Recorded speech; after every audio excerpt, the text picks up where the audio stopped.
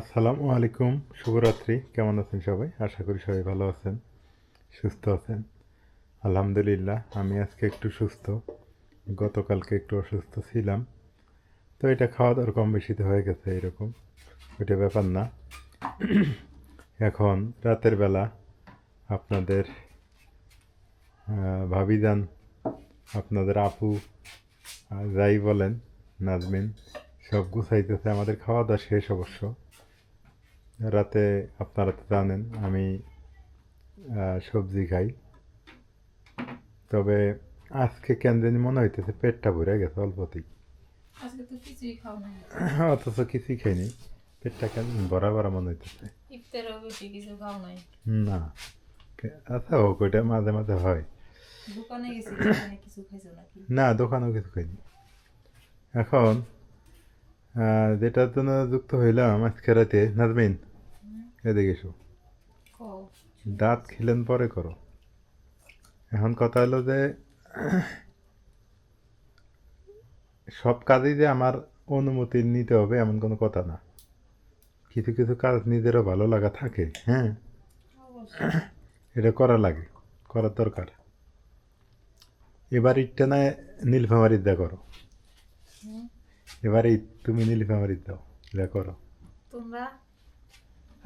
আমরা থাকবো, এটাই মা আর আমি এটাই থাকবো।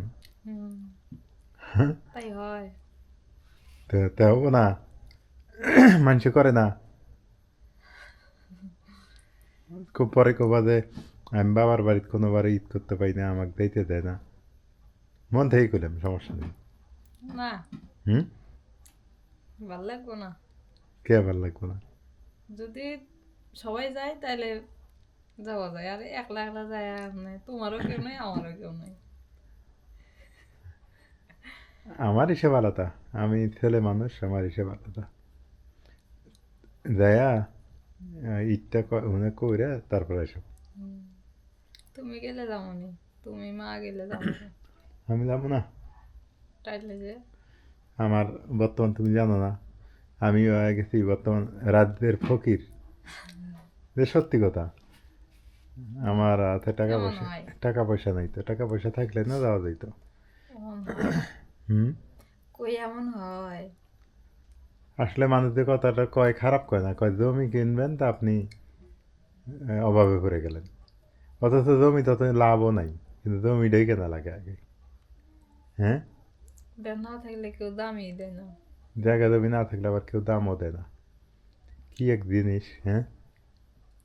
তোমার কাছে অনেক টাকা আছে কিন্তু জায়গা জমি নেই, তোমাকে কেউ মূল্যায়ন করবে না অতটা। না, আবার টাকা না থাকলে কিন্তু মূল্যায়ন করবে না। দুনিয়াতে বাইসে থাকতে গেলে খাওয়া বেশি সবকিছুই হয়েছে থাকা নাকি? লাগবে। খাওয়া বেশি হয়েছে নাকি দাঁত ক্লিন করা শুরু করে দিছো? খিচুড়ি খাইছি আজকে, হুম, ভালো এই খাবার। জন্য। না, আমি তোমাকে যেটা কইলাম এটা মাথায় রাখো, অনুমতি দিয়ে দিলাম, যাও। হুম। তাই কি আর যাওয়া যায়? যতই অনুমতি দাও। কে যাওয়া দেয় না? কনে রে বিয়ের গীত বাজে রে, কনে কি? এটা আসলে সত্যি কথা। হুম। ঈদটা স্বামীর বাড়িতেই করা ভালো। ঈদের পরের দিন বাবার বাড়ি যাও, এটা ঈদের দিন এসে বড় দিন আসে। না, সত্যি কথা, আমার টাকা থাকলে আমি যাইতাম। সত্যি কথা। এবার তুমি তো জানোই আমার অবস্থাটা, হুম, আমার অবস্থা বেশি ভালো না। তো দেখো, আপনারা যারা আছেন, আপনারা আপনাদের ওয়াইফকে অনুমতি দিবেন অবশ্যই। আমার না এই অবস্থা, আপনাদের তো আর এই অবস্থা না। হুম, আপনারা অবশ্যই শ্বশুর বাড়ি যাবেন, ঈদ করবেন, মজা করবেন। ঈদ হলো মজার জিনিস, ঘোরাফেরা, আত্মীয় স্বজনের বাড়িতে, বাড়ি থেকে ও বাড়ি যাওয়া, কি হুম, এটাই তো মজা। আর আমরা তো যাইতে পারি না। না, আমরা যাইতে পারি না, আমি বেকাদায় আছি। বেকাদায় থাকলে তো যাওয়া সম্ভব না। কারণ এক জায়গায় গেলে পকেট খরচের দরকার আছে, না এলো ইতি আছে, শালিক একটা আছে। হ্যাঁ, যদি এসে কয় যে আপনি তো আমার বড়, বাহিগুলো না আমার বড়, হুম, কিন্তু হ্যাঁ যদি এসে কয় আপনি আমার বড়, আমাকে কি দিবেন? তো আমি তো আটকে যাবো। এই ছোট বাচ্চা কাচ্চাগুলো আসে আছে, শ্বশুর আছে, মুরব্বী মানুষ। এই জন্য অনেক চিন্তা ভাবনা করলাম যে আসলে আমার দ্বারা সম্ভব না এই বাড়িতে যাওয়া, না যায় ওটাই ভালো। তা আমি আমি পাঠাইতে চাইতেছি নাজমিনকে, নাজমিনও যাইতে চাইতেছে না। যাও গা। 5-7 দিন থাকতে যাইব কেমন দেবো এরকম না হ্যাঁ না কেমন দেবো না না আমি গেলে দেবা হ্যাঁ দেখি কি হয় বলতে পারি একলা যায়া তোমারও ভালো লাগবে না আমারও ভালো লাগবে না রাইয়ানও কান্দিব মাও কান্দিব সবাই কান্দিব রাইয়ান কান্দিব এটা সত্য আমি না গেলে রাইয়ান থাকে রাইয়ান কো ও বাবা কি খারাপ মন্দ করলাম অনেক লাগলা যায় ওই খুঁজবো খালি রাইয়ান খালি খুঁজবো হ্যাঁ গেলাম নি যদি রাইয়ান একটু হাঁটা শিখলো নি হাঁটতে পারলো নি তাহলে আমাকে আর কেউ ভিতর দিব বাইন্দা আটকে ফেলে দিল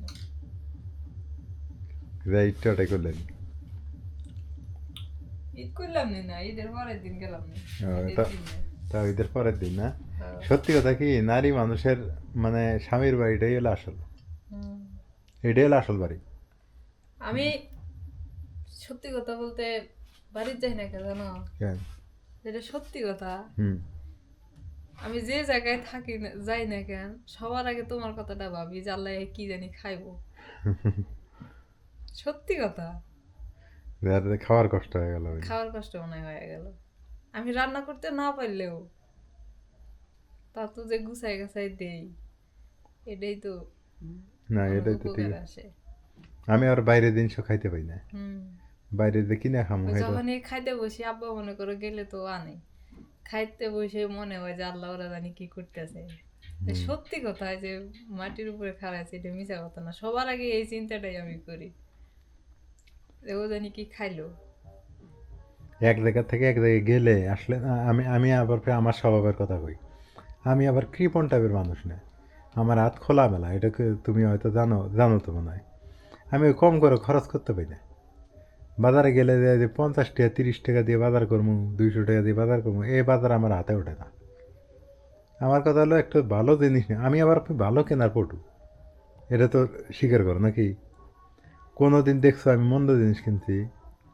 না আমি ভালোটাই কিন্তু কেনার চেষ্টা করছি একটু টাকা বেশি দেয় দেখ হ্যাঁ না খারাপ বললাম তো যাক সবাই ভালো থাকেন আজকে রাতের বেলা আপনাদেরকে অন ক্যামেরাতেই আপনাদের নাজমিনাকে অনুমতি দিয়ে দিলাম অনেকে ভাববেন যে অনুমতি মানে ভিডিও করার জন্য বললো না মন থেকে দিয়ে দিলাম যে যাও গা যা ইট করে এসো অন ক্যামেরায় এটা বলে দিই আর আপনারাও যাবেন আপনারা আপনার শ্বশুর বাড়ি যাবেন আত্মীয় স্বজনের বাড়িতে যাবেন মন ভালো থাকবে ঘুরতে যাবেন কক্সবাজার যাবেন যাদের টাকা পয়সা আছে বিভিন্ন জায়গায় ঘুরে বেড়াবেন দেখবেন যে মন মানসিকতা ভালো হয়ে যাবে চাঙ্গা হয়ে যাবে আমাদের নাইতে কি নিজে যেন মাঝে খবর ইয়া দেয় আমি তো কেরা গলে বসতে আমি তো বারবারই কইতেছি আমার কাছে যদি এখন খালি 50,000 টাকা থাকলে নি ঈদের পরে দেখলেন আমি বেড়াবে দিতাম হ্যাঁ আমার কাছে যদি এখন 50,000 টাকা হ্যাঁ তখন কইলে নাকি ওই টিহা কটা হইলে না তাও মনে করো 3 মাস চলা যাবো না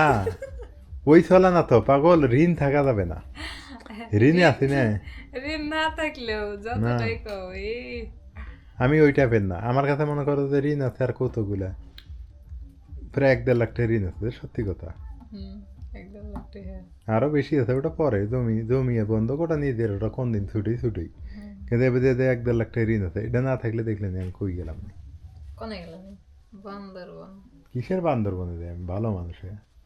আমি বান্দরবন যাবো বান্দর দেখতে বান্দর জীবনে কত দেখলাম খাগড়াছড়ি যায় খাগড়াছড়ি বান্দরের অভাব আছে আসে আবার তুমি জানো না জানি তোমার শ্বশুরবাড়ি এলাকা দিয়ে বান্দরের অভাব নেই দেখছি ওই মা না কি জানি গাড়ছে পরে বান্দর এসে নিয়ে গেছে গা। হ্যাঁ বানর এসে নিয়ে যায় তুমি মনে হচ্ছে মানুষ বান্দর না তুমি তো অন্যটা মাইন্ড করে নিচ্ছ হুম। কত বান্দর দেখলাম বান্দর দেখতে না বান্দর বন্ধু পাহাড় খায়া দেখাম মানে পাহাড় ওটো আমার সাগর দেখতে ইচ্ছা করে খুব সাগর ভাল লাগে সাগর পর রাতের বেলা সি ফুড খায়া বেড়াবো রাতের সৌন্দর্য দেখতে ভাল লাগবে দেখ এগুলা স্বপ্নই থেকে দেখ যাওয়া হবো না যেদিন মরে যাবো গা সেদিন কাকে যে উঠ না যাই না যাই বেঁধে আছি গে তা ওই যে যোগের মাথায় একবার খাগড়াছড়ি গিয়েছিলাম দেহে পাইছে যোগের ওই যোগ না করলে জীবনও যেতে পারতো না তাহলে কাজ করবো বাড়িতে ঝগড়া লাগাইতে যাবে গা ঝগড়া লাগায় উপায় নাই টিয়া নাই টিয়া থাকলে ঝগড়া লাগে থেকে গেলাম আজকে পর্যন্তই। কারণ তুমি আল্লাহ যে হাফেজ। কয়বার ঢাকা গেছো ওই কয়বারই তুমি ঝগড়া করে গেছো, তো লাভ হয়েছে তো। যে কয়বারই গেছো গা খাগড়াছড়ি গেছো ঢাকা গেছো ওই কয়বারই ঝগড়া করে গেছো গা, হুম। কোনোবার ভালো করে যাও না। ভালো করে দেবে দিব না দে মা।